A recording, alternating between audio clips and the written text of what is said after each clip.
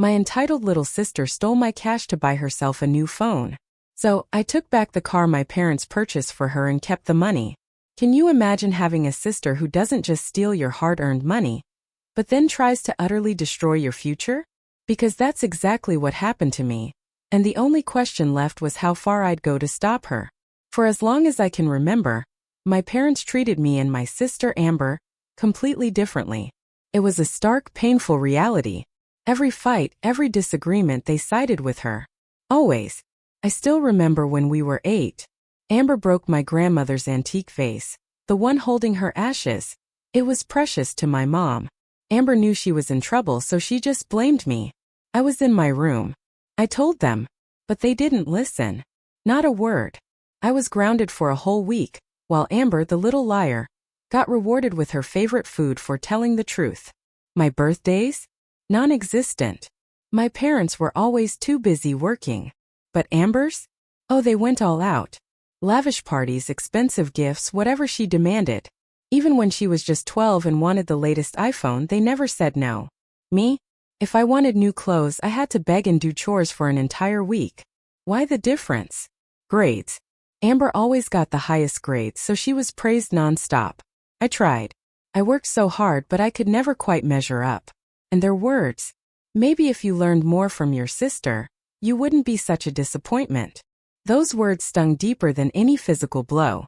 Amber, of course, reveled in their favoritism. She'd snatch the TV remote, take my toys, but never ever share hers. It was a constant power play.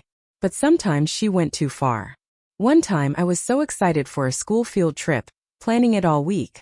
Amber saw that excitement and decided to sabotage me. She lied to our parents, claiming I'd been peeping into the girls' bathroom at school. And my parents unbelievably believed her. No calls to the school, no checking for proof. Just an instant punishment. No field trip. That day it hit me like a ton of bricks. My parents were never going to take my side. From then on, I started spending every moment I could at my friend's house, just to escape Amber's endless demands. I got a job in high school, saving every penny because unlike Amber, I never got an allowance. My goal was simple yet monumental. Save enough to move out the day I turned 18. I just wanted to be free. Then came Amber's 16th birthday. My parents bought her a brand new car.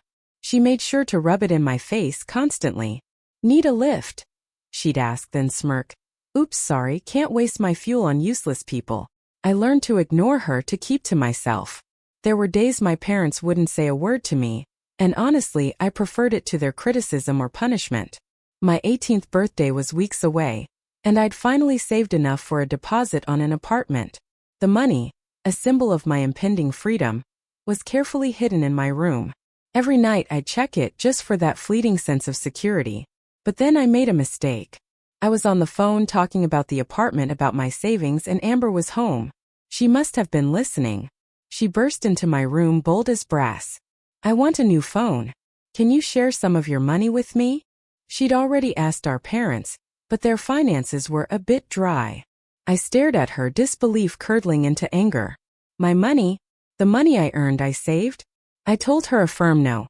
I told her it was for me, and if she wanted a new phone she could get a job. She scoffed, got mad, and stormed off. I breathed a sigh of relief, thinking that was the end of it. The next day, I came home to find Amber holding a brand new iPhone 15. She was beaming, telling our parents she'd bought it with her own money, and they were praising her for being so independent. My heart sank. I rushed to my room. Everything was on the floor. She had ransacked my space, found my hidden cash, and taken the exact amount for her new phone. My blood ran cold. I stormed back downstairs, screaming at her to give me my money back. But my dad stepped in, telling me to calm down.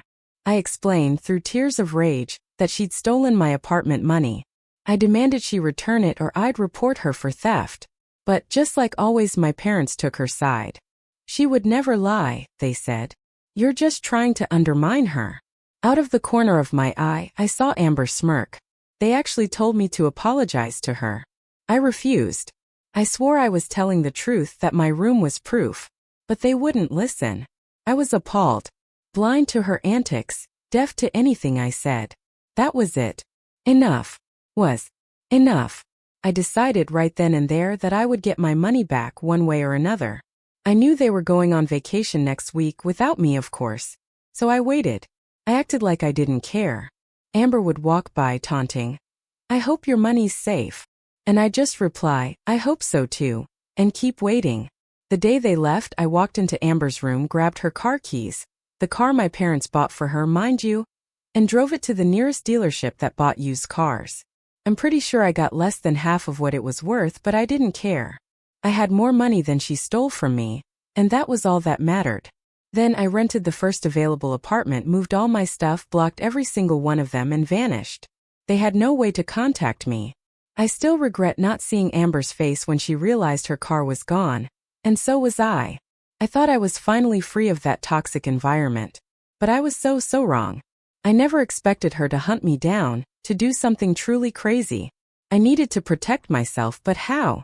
I'd always been on the defensive, trying to avoid Amber's schemes. Now I had to think like her. Calculating, strategic, always one step ahead. First, I changed every password I owned. Email, social media, bank accounts.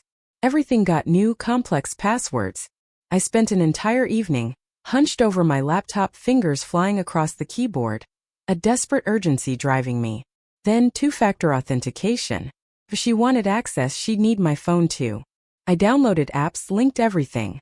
It gave me a sliver of peace, but I knew Amber's determination. Next, I called the bank about unauthorized access attempts. The rep was sympathetic but bland. "We don't see any successful logins from unrecognized devices." She offered a security alert. "Yes, please." I gripped the phone, knuckles white, anxiety making my palms sweat. "Can you see where the attempt came from?" "I'm afraid not," she said, reading from a script. I hung up and paced. What would Amber do next? She wasn't a quitter. And now she knew where I lived. My sanctuary felt vulnerable. I found out later she tracked me through a mutual acquaintance from high school, a girl named Jessica. I'd run into Jessica at the grocery store shortly after moving and, in a moment of utter stupidity, told her my new address. I never imagined she'd relay that to Amber. My phone buzzed. "Unknown number. You'll regret this. I promise." The words glowed ominously, chilling me to the bone. Amber. Only Amber could pack so much menace into 5 simple words. I blocked the number instantly, but the damage was done. My hands trembled. This was just the beginning. I knew Amber wouldn't stop at threats. She'd take action, and I needed to be ready. The next morning, I woke to an email that made my blood run cold. Someone had applied for a credit card in my name. "Congratulations on your new application," it chirped. Disbelief, then panic. I called the credit card company. "This wasn't the first application," the rep said clinically. "I'm seeing 3 credit card applications under your name in the past week. 2 were approved." My stomach dropped. That's impossible. I didn't apply for any credit cards. I felt physically ill, imagining the damage. Well, someone did. Using your social security number and personal information. Her detached tone made it even more surreal. Identity theft. Amber hadn't just stolen my cash. She'd stolen my identity. The realization hit me like a physical blow. This wasn't about revenge anymore. She was systematically trying to destroy my financial future. I spent the entire morning placing fraud alerts, disputing applications. Exhausted, terrified. How much damage? And my social security number? Then it clicked. Our parents' filing cabinet. Birth certificates, social security cards. Never locked. Amber would have had easy access. I checked my credit report. Hard inquiries. And then horror. An auto loan application from 2 days ago. The day after I sold her car. She was trying to finance a new one using my credit. Not just any car. A 2023 Mercedes. She wasn't just inconveniencing me. She was attempting to systematically ruin my financial reputation before I even had a chance to build it. My phone rang. Another unknown number. I almost didn't answer, but something compelled me. "Hello," I whispered. "Is this Elise Morgan?" A professional voice. "Yes, who's this?" I braced myself. "This is Sandra from Westlake Auto Finance. I'm calling about your application for an auto loan." My heart hammered. I didn't apply for an auto loan. Practically yelled. A pause. Well, someone did. For a 2023 Mercedes. Sandra's voice edged with suspicion. That application is fraudulent, I said, forcing my voice steady. I did not apply for that loan. I see, Sandra said, her tone softening. In that case, you'll want to file a police report for identity theft. A police report. Officially accusing Amber. Legal consequences. As much as she deserved it, getting the police involved felt like crossing a line I couldn't uncross. But what choice did I have? She was systematically destroying me. The weight of the decision was crushing. I thanked Sandra and hung up. I needed advice from someone objective. I called Marcus from work. He'd dealt with identity theft before.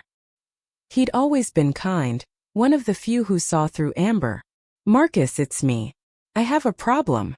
My voice cracked. He listened patiently as I spilled the whole ugly story. You need to file a police report, he said, without hesitation. Identity theft is serious. It can take years to clean up. But she's my sister, I argued, the old conditioning rearing its head. She's the sister who stole from you and is now trying to destroy your credit. He countered, gentle but firm. You need to protect yourself. He was right. I grabbed my keys and went to the police station. The station was cold, intimidating.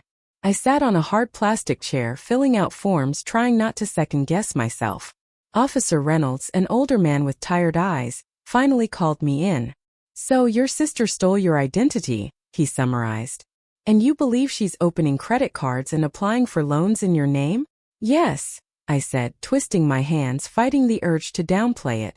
And she stole cash from me first, about $2,000. He made a note. And in retaliation you sold her car. He looked up, one eyebrow raised. I flushed. It wasn't exactly her car. Our parents bought it for her. The words sounded weak. But the vehicle wasn't registered in your name. No, I admitted. The single word hung heavy. So you sold a vehicle that didn't belong to you, he stated. My stomach dropped. I guess so, but she stole from me first. I sounded like a child. That doesn't make selling someone else's property legal, he said. Your sister could file charges against you for that. Cold water. I hadn't considered that. I had no right to sell that car. What should I do? I whispered. I wanted justice, but I might be in legal trouble myself. He gave me a case number for the identity theft and advised me to see an attorney about the car. I left feeling worse than when I went in. The bright sunshine mocked my mood. Back at my apartment, there was a note taped to my door. My heart pounded. I know what you did at the police station. Two can play that game. She was watching me. How had she known? The thought sent a chill down my spine. I later found out she'd installed a tracking app on my phone, disguised as a system utility. It had been reporting my location for weeks. I hurried inside, locked the door, leaning against it, trying to calm my breathing. This was escalating. I needed help. The walls of my small apartment felt like a trap. My phone buzzed. Marcus, how did it go at the station? I texted back. Not great. Can we talk? I think I need a lawyer. He immediately sent me contact info for Ellie Young, an attorney specializing in identity theft. Ellie's office was neat, organized. She was younger than I expected, but her no-nonsense demeanor was reassuring. So your sister has been opening accounts in your name, she summarized. And you sold a car that belonged to her. Yes, I admitted. I know that was wrong now. Here's the situation, Ellie said. You both have potentially committed crimes. Her identity theft is more serious in the eyes of the law. But selling a car that wasn't yours is still conversion of property. Her directness was exactly what I needed. What should I do? I asked, desperate. First, we need to stop the bleeding. Have you frozen your credit? Do that immediately. Then we need to gather evidence. I left Ellie's office with a to-do list and a clearer head. A plan. I went back to work, trying for normalcy. Marcus was incredibly supportive, giving me flexible hours. One afternoon he stopped by my desk. Everything okay? You seem distracted. I sighed. More drama. Amber somehow got my work email and has been sending messages to me and some colleagues. She was sending lies, trying to make me look bad, get me fired. Marcus's brows furrowed. That's harassment. Have you told HR? I shook my head. I don't want to make a big deal. It is a big deal, he insisted. She can't interfere with your job. He was right. I'd spent years minimizing Amber's behavior. But not anymore. That evening, an email. It made my blood run cold. From a loan officer at my bank, confirming an appointment to discuss a mortgage application. A mortgage I hadn't applied for. $350,000. This was escalating beyond belief. I forwarded the email to Ellie with a panicked message. She called immediately. This is good, she said. Good. How is this good? I paced. Because it's evidence. Clear, undeniable evidence of identity theft. And mortgage fraud is a federal crime. She explained that mortgage fraud was taken much more seriously. What should I do? I asked, hope replacing panic. Keep the appointment, she said. But I'm coming with you. We're going to set a trap. The plan was simple and terrifying. I'd show up for the appointment, Ellie as my financial advisor. If Amber showed up pretending to be me, we'd catch her red-handed. The day of the appointment, I was a nervous wreck. Ellie and I arrived early, explaining to the branch manager, who agreed to cooperate. We waited in his office out of sight. The minutes crawled. At 2 p.m., the loan officer informed us Elise Morgan had arrived. My heart pounded. The manager led us to a small observation room with a one-way mirror overlooking the loan officer's desk. And there she was, Amber, sitting confidently, her hair styled like mine, even wearing a similar outfit. The audacity sent a surge of pure rage through me. That's her. I whispered to Ellie, my voice shaking. That's my sister. We watched as Amber smoothly answered questions. She had documents. Forged pay stubs, bank statements, even a fake ID with my name but her photo. The level of preparation was staggering. She spoke confidently, maintaining eye contact, occasionally smiling. If I hadn't known better, I might have believed she was me. She'd studied my mannerisms, my speech, even the way I tucked my hair behind my ear. I've seen enough, Ellie said, nodding to the manager. Within minutes, 2 police officers entered the office. They moved quickly, positioning themselves around Amber. The look of pure shock on Amber's face as they asked for her ID. I'll never forget it. Her confident smile faltered, then vanished, replaced by a panic I'd rarely seen. There must be some mistake, she stammered, fumbling in her purse, hands shaking. No mistake, Miss Morgan, or should I say Miss Amber Morgan, one officer said calmly. You're being detained on suspicion of identity theft and attempted mortgage fraud. I watched through the window as they handcuffed my sister, reading her rights. Part of me felt vindicated, a deep satisfaction. But another part felt hollow. This was my sister. Seeing her in handcuffs was difficult. Ellie put a hand on my shoulder. You did the right thing. She was trying to ruin your financial future. I nodded, a lump in my throat as Amber was led away, head down, no longer the confident, entitled girl, but a scared young woman facing serious consequences. After giving statements, Ellie and I left. I felt drained, like I'd run a marathon. What happens now? I asked Ellie. Now the criminal justice system takes over. Amber will likely be charged with multiple felonies. She's facing serious consequences. She unlocked her car. Will I have to testify? The thought filled me with dread. Possibly if it goes to trial. But with the evidence, her attorney will likely advise a plea deal. And the car? I asked, the worry still clinging. I doubt it, Ellie said. Now that your parents know the extent of Amber's crimes, they may be less inclined to pursue charges against you. That evening, alone in my apartment, I should have felt pure relief. Instead, it was a complicated mix of emotions. Relief, yes, but also sadness, guilt, and a lingering anger that had nothing to do with Amber, and everything to do with my parents. They had created this. Years of favoritism, of enabling. They had shaped Amber into the manipulative person she became. And they had shaped me too. Made me doubt my worth. Taught me my feelings didn't matter. My phone rang, startling me. My mother. I almost didn't answer, my finger hovering over the decline button. But I picked up. Hello. My voice was guarded. How could you? She wailed, raw with emotion. How could you have your own sister arrested? The accusation was immediate. I closed my eyes, not surprised but disappointed. She was committing felony fraud, Mom. She was trying to take out a mortgage in my name. I kept my voice calm. She says it's all a misunderstanding. She says you gave her permission. I could picture her face, the familiar denial. Of course Amber would say that. And of course my mother would believe her. That's not true, I said firmly. And you know it's not true. Amber stole from me. She was trying to destroy my credit and my future. For once I didn't soften my words. She's your sister, she cried. Yes, she is. And you're my mother. But neither of you has acted like family to me. A long silence. Then her voice changed, quieter, less certain. Your father had another episode after we heard about Amber's arrest. The doctor says it's his heart. He's in the hospital. My stomach dropped. Is he okay? They're running tests. He's stable for now. Her voice had lost its accusation, replaced by genuine worry. I felt a surge of guilt but also anger. Was this manipulation? I'm sorry to hear that, I said finally. I hope he'll be okay. He's asking for you. Will you come see him? A pleading note I'd never heard before. I hesitated, stepping back into that dynamic. But if my father was truly ill, I'll think about it, I said. Which hospital? I called Ellie. It could be legitimate, or it could be a manipulation tactic. Either way, if you want to see your father, go.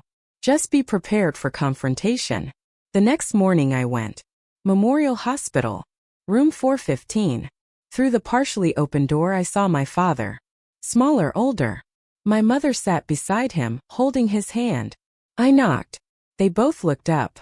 You came, he said, his voice weaker than I'd ever heard it. Mom said you wanted to see me. I stood awkwardly. Diana, could you give us a minute? His request surprised my mother, but she left, giving me a look I couldn't interpret. The doctor says I need bypass surgery, he said without preamble. I've been walking around with blocked arteries. I'm sorry to hear that, I said unsure. It is what it is. Getting old isn't for the faint of heart.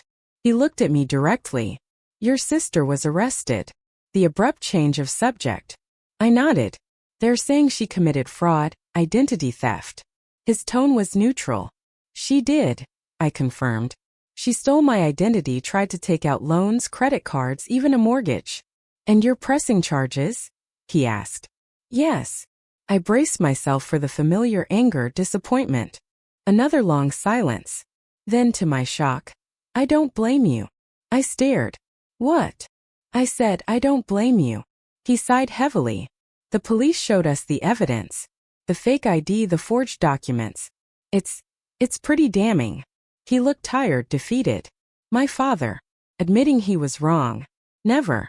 Your mother doesn't want to believe it, he continued. But I've been doing a lot of thinking in here. When you're facing your own mortality, it makes you look at things differently. His voice had a new reflective quality. Dad. I started, tears pricking my eyes. Let me finish. I haven't been a good father to you. I favored your sister, made excuses for her behavior. Blamed you for things that weren't your fault. I can see that now. The admission was so unexpected, so complete it left me speechless. Why? I asked, my voice barely a whisper. Why did you always take her side? The question that had haunted me for decades. He looked away. It was easier, I suppose. Amber is so much like your mother. Emotional, demanding. It was easier to give in. And you were always so self-sufficient, so quiet. I told myself you didn't need as much attention. His honesty was brutal but also healing. But I did, I said, tears finally falling. I needed you to believe me, to stand up for me. I know that now, he said. I'm not asking for forgiveness. I don't deserve it. But I wanted you to know that I see it now. The damage we've done to both of you, really. I sat there absorbing his words. Part of me wanted to rage at him. But another part, a part one hadn't known existed, felt a weight lift. He saw it. After all these years he finally saw it. What happens now? I asked. With Amber, that's up to the courts. And you, I suppose. With us. That's up to you. I wouldn't blame you if you wanted nothing to do with us after all this. I didn't have an answer. I stood up. I should go. I hope your surgery goes well. As I turned to leave, my mother was just outside the door. From her expression, she'd heard at least part of it. Her face was pale, eyes red-rimmed. "Is it true?" she asked, her voice small. "What they're saying about Amber?" For the first time, I saw doubt in her eyes. The unwavering belief in Amber's perfection, finally shaken. "Yes," I said simply. "It's true. All of it." She covered her mouth. "How did we not see it? The beginning of a painful reckoning." "Because you didn't want to," I said, not unkindly. "You never wanted to see anything that didn't fit the story you'd created." She nodded slowly. "Your father's surgery is tomorrow. Will you come back?" The request was tentative, uncertain. "I don't know," I said. "I need some time to think." As I walked out of the hospital, I felt strangely light.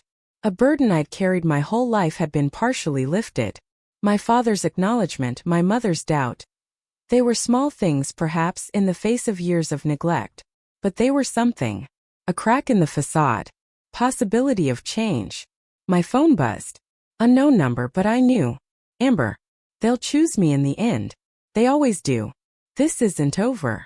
The words glowed on my screen. I later learned she'd been released on bail and borrowed a fellow inmate's contraband phone. Her determination was impressive and disturbing. But this time I didn't feel fear. I felt pity. She truly believed our parents would save her. She didn't realize that something had shifted, that for the first time they were seeing her clearly. I deleted the message without responding. My mind raced with possibilities. What about Amber? Would my parents truly change or revert? And what did I want my relationship with them to be? The questions had no easy answers. But for the first time, I felt capable of finding my own way through them. Of making choices based on what was best for me. I didn't have answers yet, but for the first time in my life, I felt like I had choices. Real choices. And that, more than anything else, felt like freedom. The future was uncertain, but it was mine to shape. I've told you my story. My messy, painful, liberating story. But I'm still curious. What would you have done in my place? Have you ever had to choose between protecting yourself and protecting a toxic family member? Tell me what you think in the comments below. I really want to know.